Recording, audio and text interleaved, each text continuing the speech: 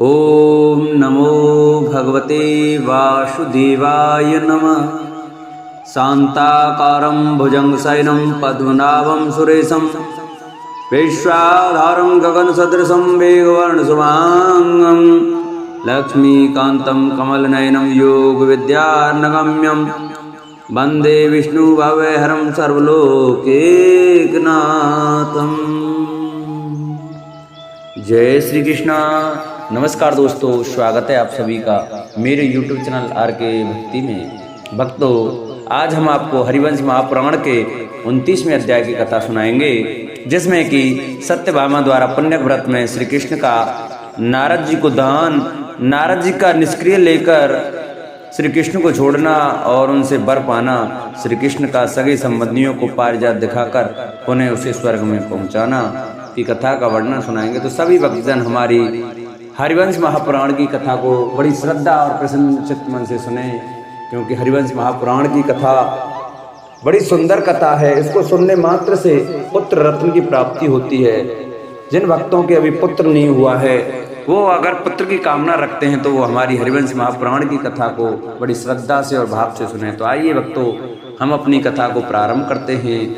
गजाननं भूतगणाधिसेवितं कपितजम्बुफलचारुभक्षणं उमासुतं शोकविनाशकारकं नमामि विघ्नेश्वरपादपङ्कजं। गुरुर्ब्रह्मा गुरुर्विष्णु गुरुर्देवो महेश्वराय गुरुर्साक्षात् परब्रह्म तस्मै श्रीगुरुवे नमः। अखण्डमण्डलाकारं व्याप्तं येन चराचरं तत्पदं दर्शितं येन तस्मै श्रीगुरुवे नमः। नारायणं नमस्कृत्य नरं चैव नरोत्तमं देवीं सरस्वतीं व्यासं ततो जयमुदीरयेत्। सब द्वारन को छोड़ के मैं आयो तेरे द्वार, ओ नंद के लाडले तनिक मेरी ओर निहार। बोल हरिवंश महापुराण की जय, बोल कृष्ण कन्हैया लाल की जय। वैशंपायन जी कहते हैं, कुरुनंदन श्री कृष्ण के चिंतन करते ही तपस्या के धनी वक्ताओं में श्रेष्ठ मुनिवर नारद जी वहां आ पहुंचे। प्रजानाथ वसुदेव नंदन श्री कृष्ण ने विधि पूर्वक नारद जी की पूजा करके भक्ति भाव से प्रतिग्रह लेने के लिए उन्हें सविधि निमंत्रण दिया। भारत तदंतर भोजन का समय प्राप्त होने पर स्नान किए हुए महामुनि नारद का गंध और माल्य आदि के द्वारा पूजन करके सर्वभूत स्पष्टा सर्वव्यापी भगवान श्री कृष्ण ने अपनी प्यारी पत्नी सत्यभामा के साथ अत्यंत प्रसन्न मन से उन्हें सबकी रुचि के अनुकूल भोजन कराया। सौभाग्यशालिनी भामिनी सत्यभामा ने श्री कृष्ण के कंठ में फूल की माला डालकर उन्हें पारिजात वृक्ष में बांध दिया। तत्पश्चात श्री कृष्ण की आज्ञा लेकर देवी सत्यभामा ने नारद जी को जल के द्वारा श्री कृष्ण का दान कर दिया। साथ ही 1 सहस्त्र धेनु तथा सोने का पर्वत भी दिया। वह पर्वत मणि एवं रत्नों से प्रवाह से युक्त था। उसमें तिल का भी सम्मिश्रण किया गया था तथा अन्य प्रकार के धान्यों से भी वह संपन्न था। उस कांचन पर्वत के साथ सोने और चांदी का भी संयोग था। मुनि श्रेष्ठ नारद वह सारा दान ग्रहण करके बड़े प्रसन्न हुए और भोजन करके पुनः श्री कृष्ण से बोले, हे केशव, अब आप मेरे हो गए, क्योंकि सत्यभामा ने जल के साथ आपका दान कर दिया है। अतः आप मेरे पीछे पीछे आइए और मैं जो आज्ञा दूं उसका पालन कीजिए। तब जनार्दन भगवान श्री कृष्ण ने कहा, यही मुख्य पक्ष है। ऐसा कहकर वे जाते हुए नारद जी के पीछे पीछे चले। तब परिहास में कुशल मुनिवर नारद ने नाना प्रकार का परिहास करके कहा, अच्छा अब आप रहिए, मैं जाता हूँ। ऐसा कहकर उनके कंठ से फूल की माला हटाकर उन्होंने श्री कृष्ण से कहा, मुझे निष्क्रिय के लिए बछड़े सहित कपिला गौ का दान कीजिए। श्री कृष्ण तिल के साथ काला मृग चर्म और स्वर्ण भी दीजिए। भगवान शंकर ने यहाँ यही निष्क्रिय नियत किया है जनेश्वर। तब तथास्तु कहकर ऋषिकेश मधुसूदन ने वैसा ही किया।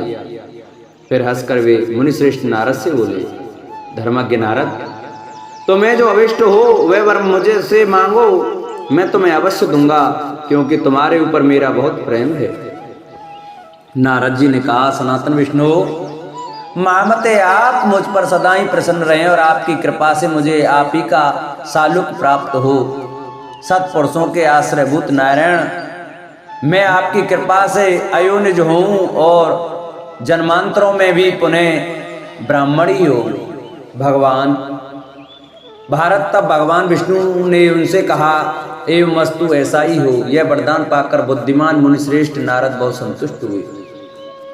कुरुकुल नंदन श्री कृष्ण प्रिया सत्या ने अतुल तेजस्वी श्री हरि की 16,000 स्त्रियों को अपने भवन में निमंत्रण किया। नरेश्वर पहले सची ने भगवान वासुदेव को जो सामग्रियां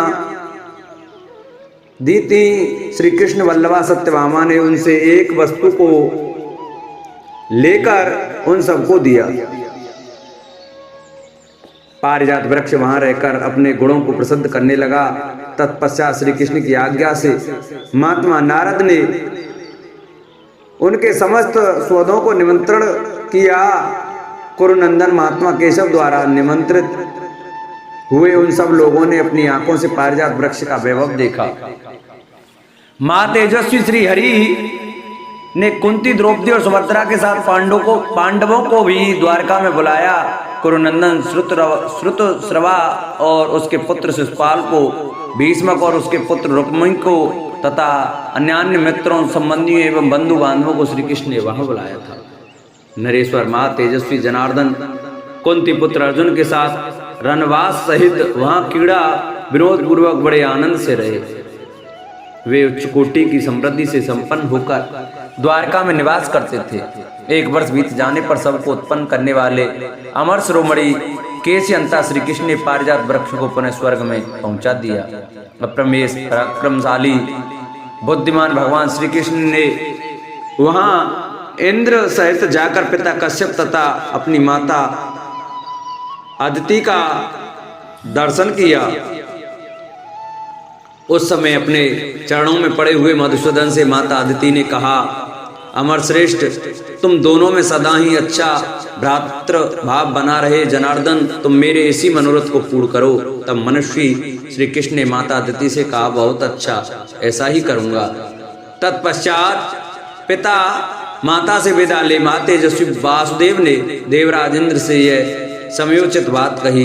दूसरों को मान देने वाले देवेंद्र महात्मा महादेव जी ने भूमि के भीतर निवास करने वाले अवध्य असुरों का वध करने के लिए मुझे आदेश दिया है। अतः मैं आज से लेकर 10 रात के भीतर भूमि के भीतर बैठे हुए उन बड़े बड़े असुरों का वध कर डालूंगा।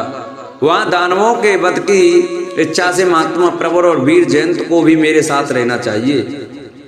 इनमें से एक प्रवर तो मनुष्य देव है और दूसरा जयंत देवपुत्र ब्रह्मा जी के वर से मदमत हुए वे दैत्य देवताओं के लिए अवध्य हैं, परंतु मनुष्य भाव को प्राप्त हुए हम लोग उन्हें अवश्य मार डालेंगे।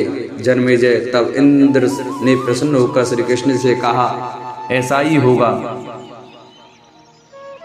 फिर वे दोनों देवता एक दूसरे से गले मिले। इस प्रकार श्री हरिवंश महापुराण के अंतर्गत विष्णु पर में पारिजात हरणे स्वर्गे पारिजात स्थापने 29वां अध्याय पूरा हुआ। बोल हरिवंश महापुराण की जय। जिन भक्तों को हमारी हरिवंश महापुराण की ये व्रत कथा अच्छी लगी हो, वो हमारी हरिवंश महापुराण की कथा को ज़्यादा से ज़्यादा शेयर करें, जिससे और भी भक्त हमारी हरिवंश महापुराण की कथा श्रवण कर सकें।